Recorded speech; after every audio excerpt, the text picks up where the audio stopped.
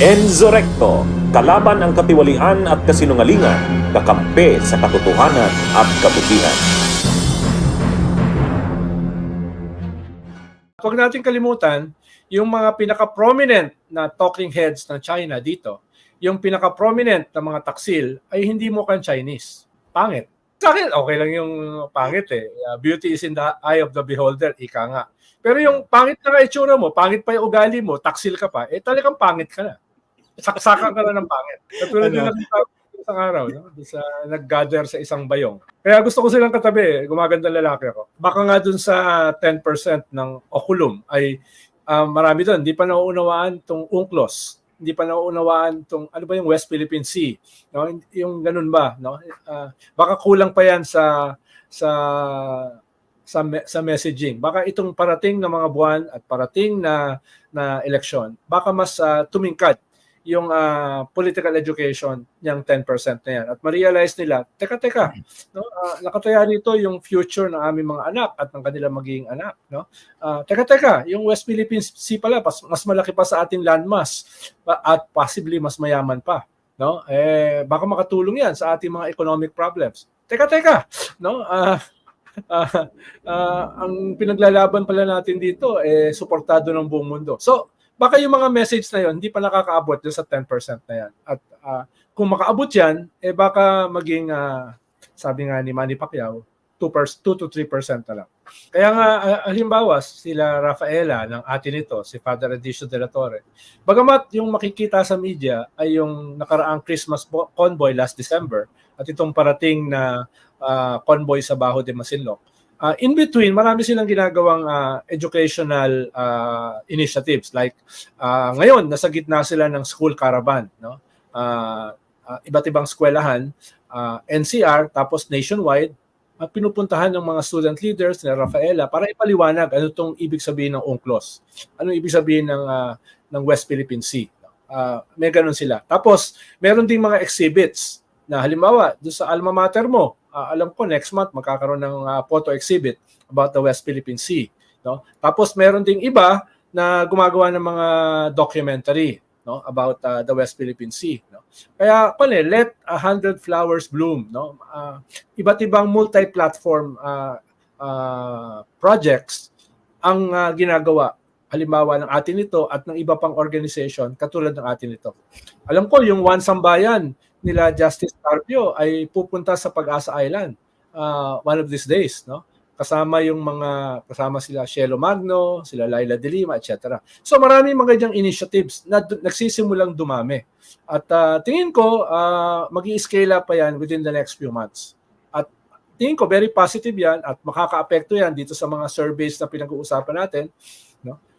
Halimbawa, kung yung mga maging household brand yung atin ito, West Philippine Sea.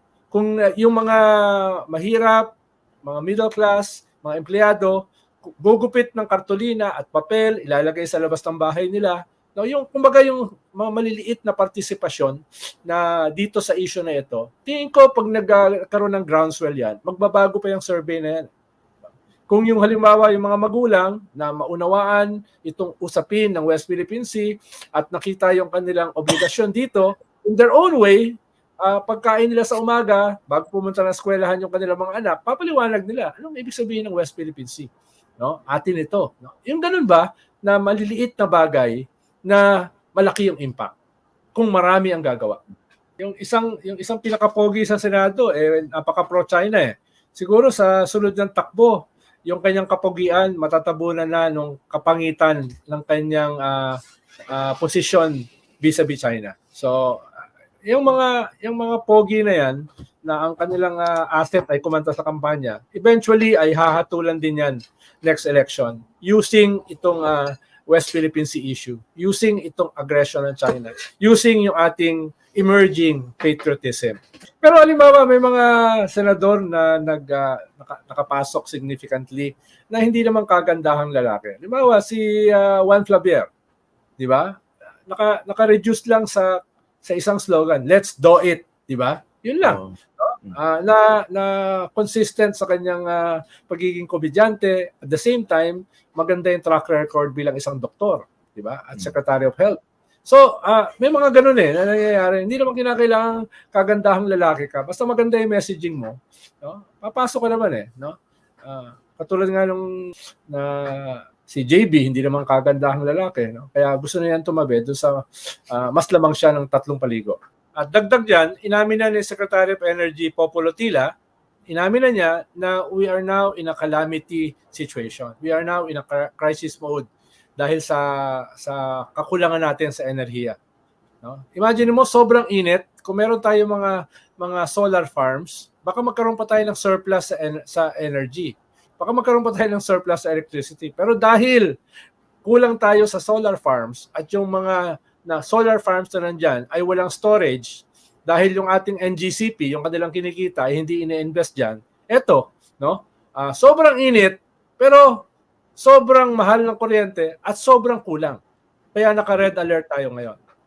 At yung West Philippine Sea, dagdag pa dyan, hindi natin ma-explore yung isa sa mga main source of natural gas, possible source ng natural gas sa buong mundo.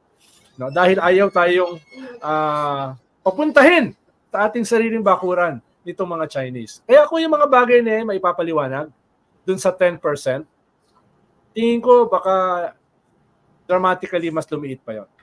Well, una, dahil sabi mismo nung Chinese Foreign Ministry, mukhang meron naman silang oral agreement with ex-President Duterte na wag na nating supplyan ng mga construction materials yung BRP Sierra Madre. Pabayaan na natin gumuho, no? Para umalis na tayo ng kusaron sa Ayungin Shoal para maitayo na nila yung kanilang matagal ng minimiti na artificial island diyan sa Ayungin Shoal, no?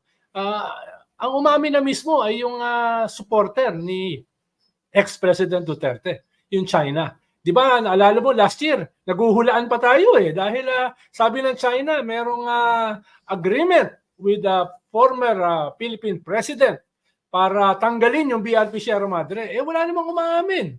No? Sabi ni Arroyo, hindi siya, although duda ako ron. No? Si Erap, nag-deny. Sabi ng mga anak ni Erap, yung dalawa na usually makaaway, nagkampi sila in defending Erap. No? Kami nga yung naglagay ng BRP Sierra Madre dyan. Kami pa yung gagawa ng agreement para tanggalin. No?